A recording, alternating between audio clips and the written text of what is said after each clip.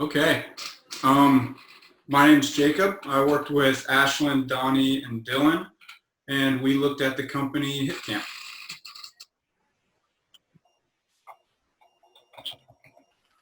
Okay, so HipCamp aims to get people outside and explore the world.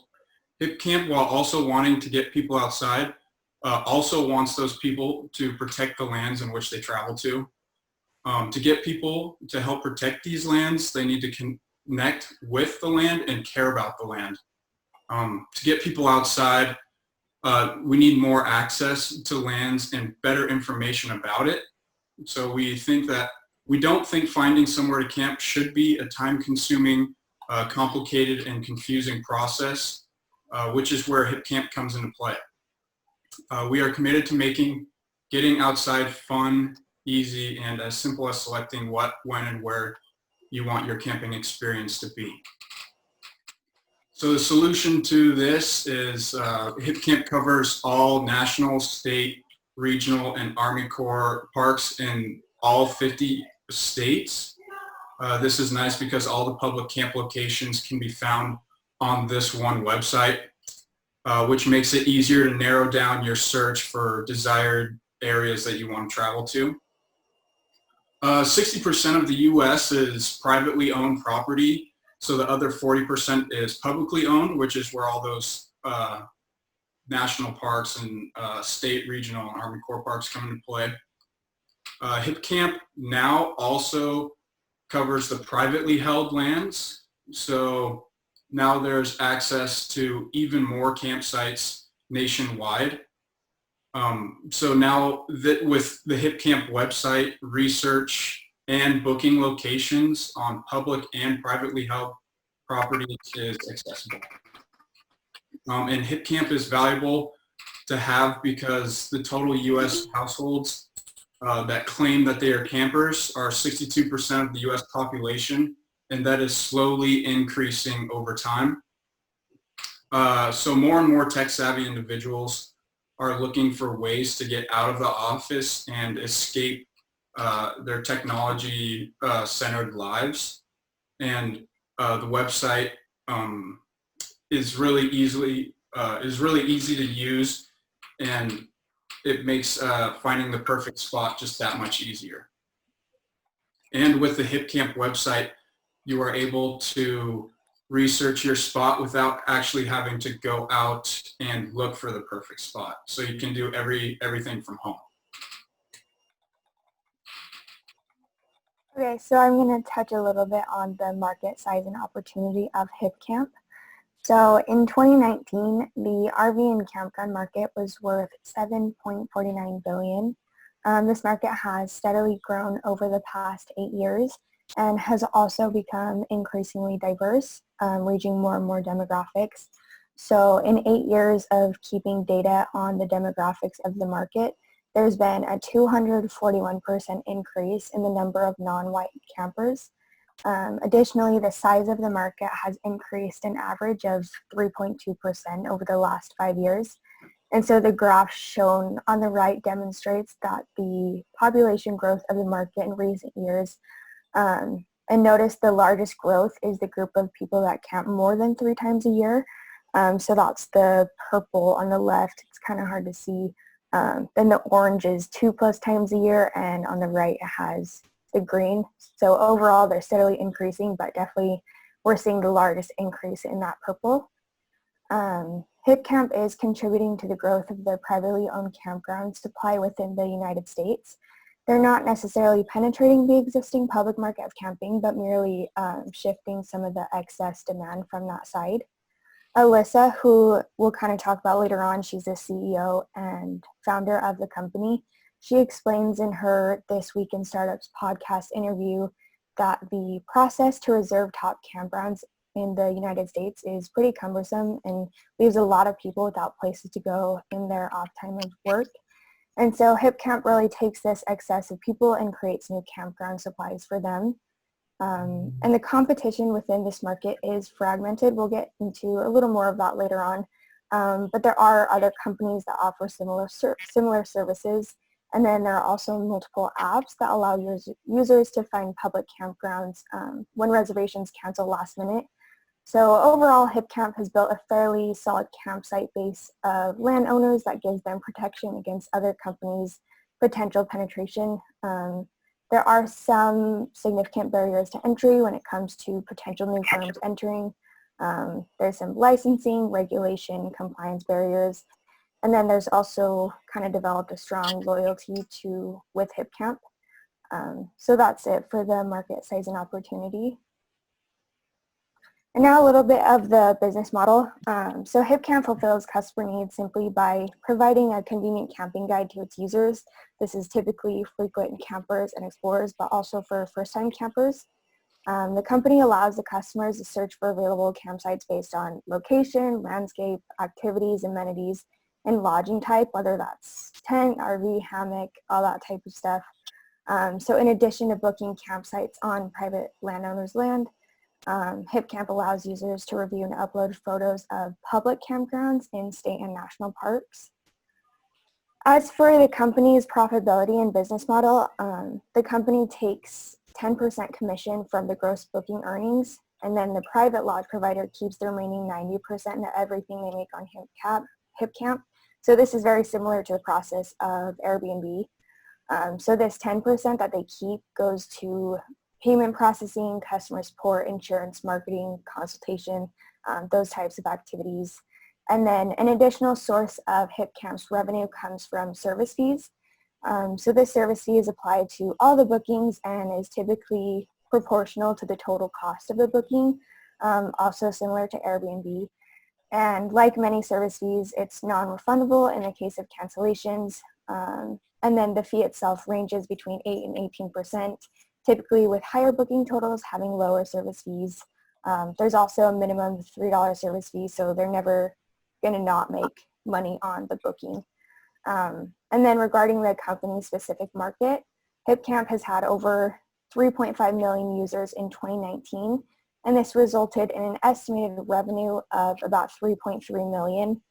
And then the company also estimates that currently, kind of Jacob touched on this, but 62% of households are active campers, and they just predict that this is going to keep going up. And this would seem that HipCamp includes the presence of network effect. So a few explanations of this presence include: one, every time a new supplier joins, selection increases for the user, making it more likely to attract consumer demand. Two, every time a user searches, it potentially benefits the property owner, making it more likely to attract suppliers. Three, scale increases bargaining power for HipCamp, kind of how they set their rates and base their pricing, and it widens their competitive reach. In terms of HipCamp's marketing, the bigger the service gets, the more properties it has access to, therefore the more people it draws in. And then as for HipCamp's reputation, its system allows both hosts and users to build up a long-term profile of their behavior and activity, and so this simply just draws them back to the platform when their activity increases.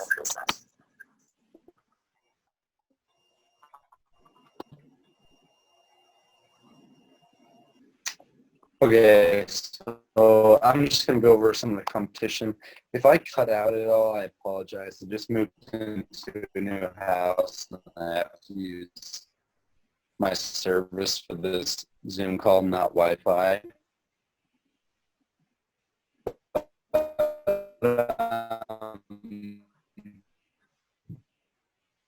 So Dylan, I don't know if you can hear us.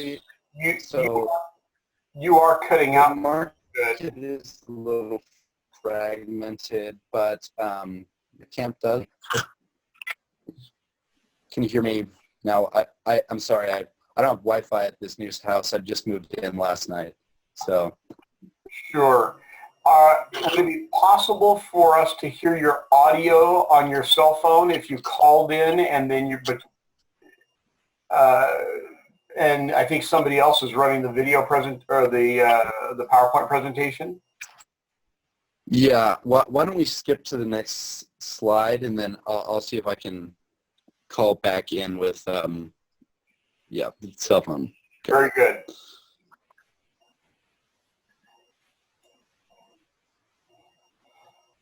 So I'm going to talk a little bit about the marketing, sales, and some of our partners. So our most active marketing platforms that we use are Instagram, which we have a little over 230,000 followers on, and Facebook, which we have a little over 108,000 followers on. And so we feel like these platforms are major marketing tools. And other than word of mouth, that's all that we use. So what we do is we aim to appeal the outdoorsy, young adult to middle-age type of person looking to get outside and camp and just live a little bit more adventurous than the normal person. And so because of this, and since our marketing is solely based on social media, this allows the cost to attract new customers to be the same as holding existing customers. And so moving on to future plans, our plan is to expand internationally, which we've kind of dipped our toe in the water to say. We have a handful of private land in Canada, as well as a few in Mexico, and it's slowly just starting to spread around. And in order to make this take off, we would need to hire liaisons in order that know the region and can set us up with private landowners in order to set up a partnership. A few of our partners, I want to focus first on Greenhorns, which is an organization where farmers who are trying to change the agricultural system in the U.S. HipCamp they allow HipCamp to list their lands as another source of revenue, as well as to spread awareness to their cause. And then the second partnership is between Marcy Venture Partners and then Dreamers Partners. Marcy Ventures Partners is founded by Jay-Z, the rapper, and then Dreamers Partners is also founded is founded by Will Smith. And what they partnered with HipCamp to do is to take minority children and inner city children and get them excited about learning about the outdoors and having them go on virtual camping trips if they can't afford to travel or if they are unable to. And so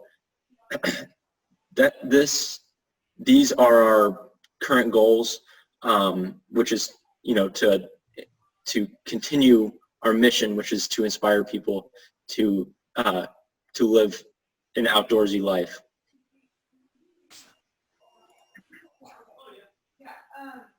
Okay, so looking at the management team a little bit, we have the founder or CEO, which is Alyssa Ravasio, and she started this company. She came up with the idea while she was camping at a state park, and she was really frustrated and trying to simply find the perfect spot to camp on the beach, but there was no spot for her to find. And so that's kind of how she started it up. Her background includes a position as a director of operations for a company called XOLA and director of sales and marketing for Revel Systems. And then another member is Christina Chan. She's the operations manager. She's former community manager at Experiment and research associate at California Institute of Technology. And Brian Levine, he is a director of products.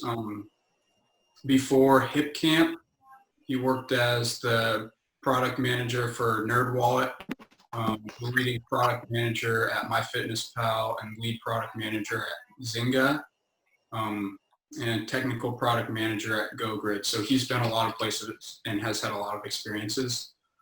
And then they've got 4 board members. Each board member are one of the lead partners within the PE or VC firms that made a capital investment for HipCamp. So they all pretty much have skin in the game and want to make sure HipCamp grows as much as possible and continue to create value for it. So most recent board member, Andrew Chen, he's a part of Anderson Horowitz, which was one of the most recent investors. And like Sarah Tavel, she's a part of Benchmark. And Trip Jones was the first board member. He's part of August Capital. And so they all really take part in the management of the company. So even though there were not many publicized financial developments on the future of HipCamp, there were a bunch of articles, specifically one by Anderson Horowitz, speaking about the possible valuation of HipCamp at around $127 million. And in the article, they spoke about how HipCamp has kind of made it much easier for people to find these new campgrounds and to reserve them. And they also talked about just the control of the market, how nobody else is doing it as efficiently as they are. And so the current valuation is 40.5 million, which is also the capital gains earned by funding. And they currently hold 40 employees, and they have around 300,000 customers that consistently use their website. And so they're looking to triple these numbers over time in a certain amount of given time that I am unaware of. But I wanted to focus on their funding. When they switched, they had 6 rounds of funding. And when they went from Series A to Series B, they had a 160% increase in funding. Through those 6 rounds of funding that raised $40.5 million, they had 4 rounds of seed funding, which amounted to $6 million. They switched to Series A funding, which earned $9.5 million from Benchmark, who was a fairly influential investor in companies like Uber. And then Anderson Horowitz invested $25 million in their Series B funding.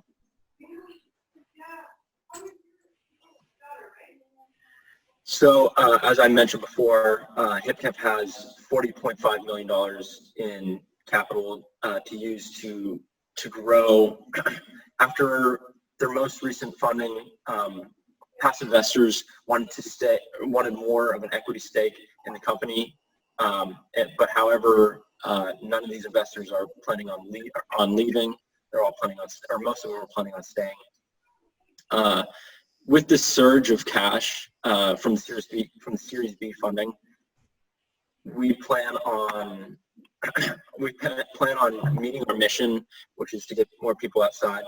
On the HipCamp website, there was a quote in an article after we had received the $25 million funding, and it read, "This additional support will help us continue to build HipCamp and grow our marketplace of remarkable hosts and HipCampers in order to fulfill our goal to get more people outside." We've also earned tens of millions of dollars for private landowners, especially through the Greenhorns organization. And through them, we have kind of raised awareness to the rural economic empowerment movement that's going on throughout the U.S. They also are using the funding to hire more people, for instance, like content creators and software engineers and technicians. Okay, Donnie, can anyone hear me? Yes. Okay, awesome. You want to go back to the competition and sustainable advantage slide? Okay. Okay.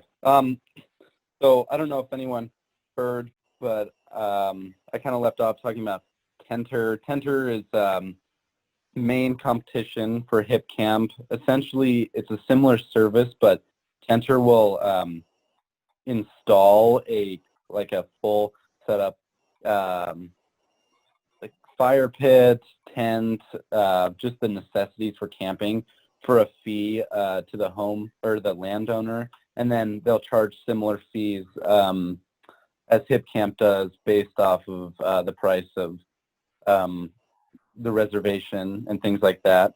There are also two companies called UpCamp and CampNab that offer services that just kind of help make the public camping system more efficient by notifying people when public campsite reservations get canceled. So no one directly does what HipCamp does, but Tenter does has a very similar service, and UpCamp and CampNav both kind of satisfy the public camping market.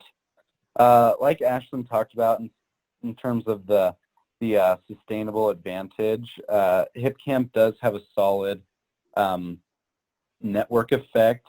They have a lot of landowners that have set up campground or campsites, and they also basically for anyone to penetrate, any firm to penetrate and take these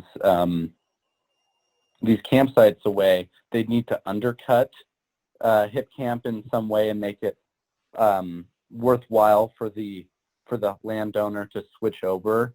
And because HipCamp's already taking such a low percentage, and 10%, somebody or a firm that would come in, maybe Airbnb with enough capital, wouldn't really be worth their time to only take a 5% fee on the average campsite that HipCamp gives is around like $60. So it wouldn't really make sense for anyone to switch over. In terms of barriers to entry, Ashlyn touched on it a little bit. HipCamp has a massive insurance policy that would be extremely costly for new firms to enter the same market. And then if we want to go to the exit strategy real quick.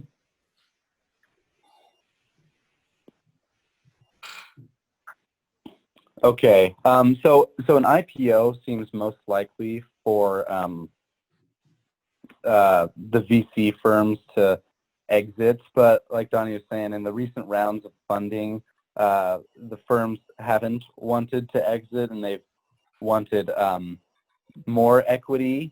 And HipCamp also isn't really in a dire need of capital in it by any means, just because they got the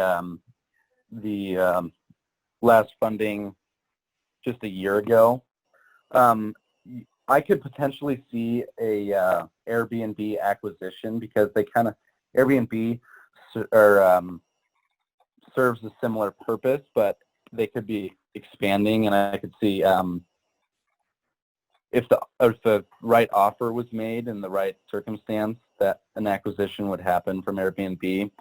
But I anticipate we anticipate the IPO to most likely happen within the next 5 years.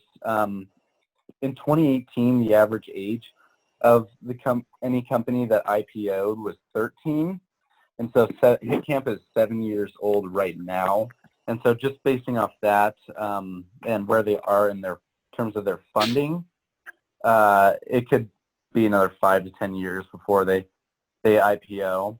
And in terms of an acquisition also, the CEO, Alyssa, in the podcast that I watched, she was really interested in building careers around HipCamp, and it seemed to me that HipCamp was kind of her baby, and probably wouldn't let Airbnb acquire it for a mediocre offer. It'd have to be the right offer.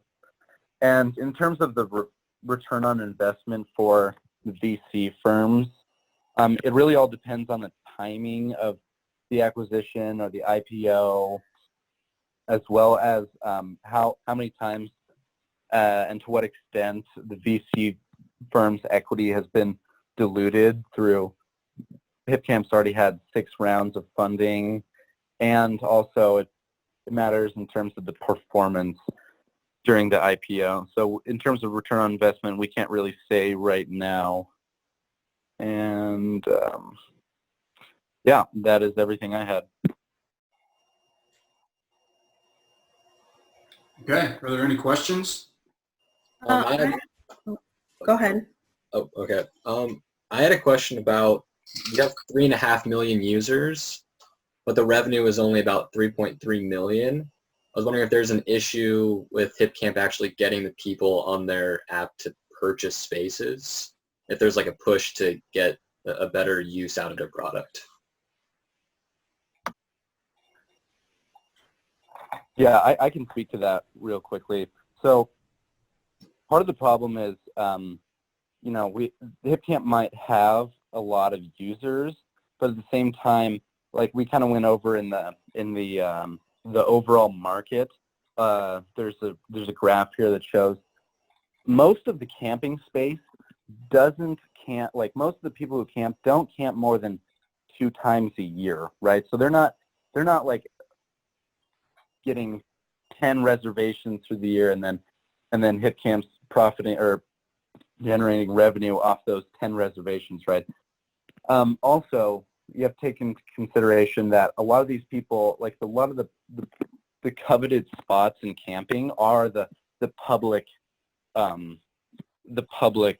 campgrounds in Yosemite and Yellowstone and all these big campsites that people really want to go to. Most of the coveted spots of camping, whereas HipCamp kind of satisfies like the private portion, tries to offer more supply. So Donnie, I think that, or Dylan, excuse me, what that might have been focused to is with 3.3 million in revenues and 3.5 million users, that means that they're able to capture less than $1 per user, and 94 cents per user, which also seems problematic to me. Do they have a free platform that then has a premium subscription at certain service levels? Do you know? Yeah, so I'm fairly sure that it works like Airbnb, where you can create, you can create an account, and that user base can just be off of accounts there are, but that seems pretty large in terms of the amount of campers that are in the U.S. But yeah, I wouldn't say that the users generally means that 3.5 million people have booked reservations off of HipCamp. Got it. I want to maybe add a little bit to that. What Skylar is explaining is that this business might have, it has a low frequency. It was twice a year, was it, on average, that the households go out to camp. And then it might also have a low average order value.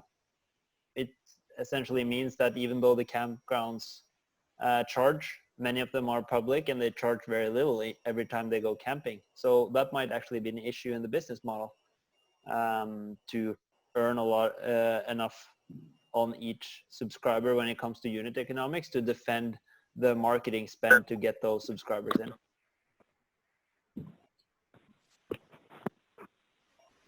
Are there any other questions?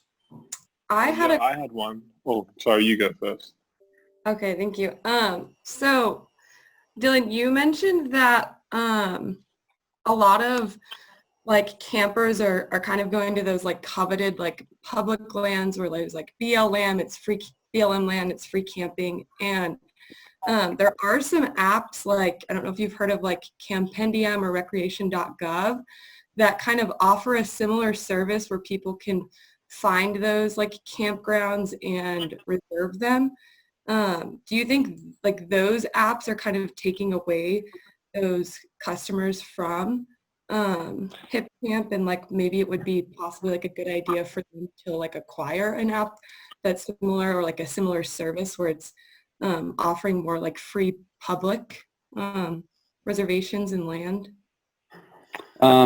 So no, not necessarily. So in the podcast I listened to Alyssa talk about, she talked about there's a process, those apps that you're talking about, there's a process that you have to take in terms of those coveted spots, where you have to call in essentially or reserve it on one of those apps 6 months to the minute in terms of the coveted spots at Yosemite and the other national parks and things like that. You have to call in 6 months to the minute to get the reservation. And so those apps also have that same process. It just makes it easier than calling in. In terms of the HipCamp and CampNab, those satisfy, kind of just make the public camping market more efficient by having people or helping fill spots that would otherwise be vacant. But this is really aimed, HipCamp's really aimed for the people who are eager to go camping in spots. Maybe they're far away from, because it can be really crowded in terms of how many people are at the campground, and a lot of the spots that HipCamp offers are pretty isolated, which a lot of people really enjoy. So I wouldn't say that those apps or those companies need to merge, because they satisfy two different, the public and the private market for camping. Very good. What other questions might you have, guys? So I had a question about the expansion of HipCamp, and I know they're fairly small comparatively still, but were they looking to expand into international markets to try and account for the difficulty in gaining revenue and customers domestically in the United States? Because I know camping in Australia is pretty popular, and there's also like commercial opportunities. They can partner with a lot of schools here, do compulsory kind of week-long camping trips for their students every year for each year group. So I was wondering if you know anything about that. I know, as I said before, they're very slowly kind of like dipping their toe into the pool, testing the waters a little bit with how they're going to use this international system and how they're going to set it up. They're also, like I said before, they have a handful of locations in Canada and in Mexico, regional bordering countries where it's, fairly easy for people, for their main focus group to target. I'm not exactly sure, if they would probably need an increase in capital gains and just to start looking and start hiring for liaisons to look overseas in places like Australia and other countries. So I think that would have to be after either another round of funding or an IPO or whatever HipCamp decides to do for the future. Yeah, and to add to that, go ahead. To add to that, the process takes a while to build the network effect. Alyssa, in the interview she had, talked about the first ever HipCamp landowner was extremely hard to get signed up, but you kind of have to build a name for yourself, or HipCamp will have to do that in the United States, a positive name for themselves before they expand and gain the trust of private landowners in foreign countries.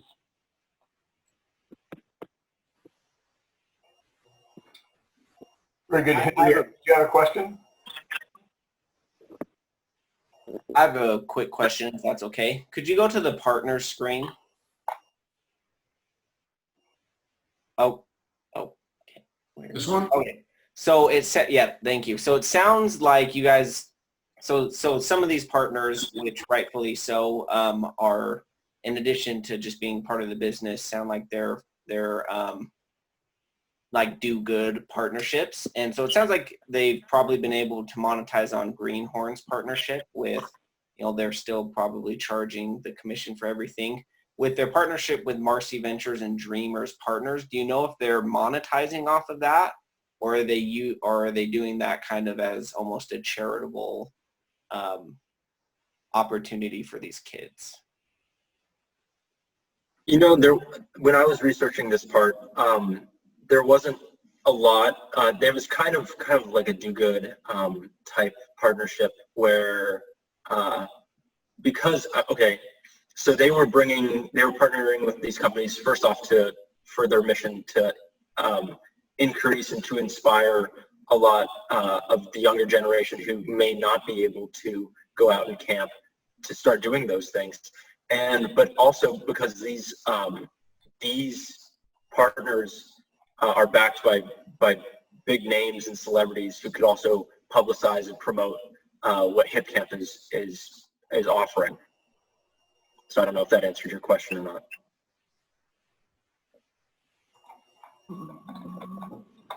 What other questions or comments do we have, guys? I have a quick question. I don't know if you guys had talked about this before, but I was wondering, does HipCamp also offer services of like where to get tents, and like for a first-time camper, do they provide services of giving out tents and giving out supplies that you would need, or giving locations of where to get those? I don't think necessarily where to buy tents, but like a lot of their sites are like the glamping sites where it's like there's already like an Airstream or like a small cabin or like a tent already set up by these private owners of the land. So there's those opportunities, but I don't think they actually like advertise where to buy camping gear or anything. Yeah, that would take them into a whole different realm of logistics that becomes now very location-based and capital-intensive. And really it doesn't fit the model of the online marketplace. Jens, I see you have your hand raised. Yes. Rick, would you invest in this business?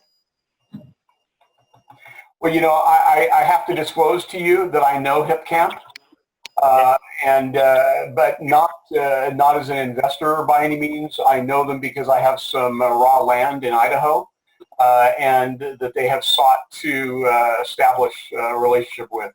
We haven't done so, and the reason we haven't done so is this the issue of liability, and then also in our case it would jeopardize the tax status of the property. But I think that many private landowners would have those same two concerns. And so would I invest in it? Well, I love to camp, I love to hike, but at less than $1 per user, because that number still squirrels me, low recurrence and low revenue per, that I'm not sure.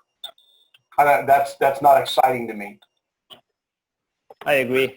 Yeah. And very interesting that you've actually been approached by them and had those two concerns. I wasn't familiar with those, and that's also very interesting to understand the supplier side of this. I have two questions if we have time.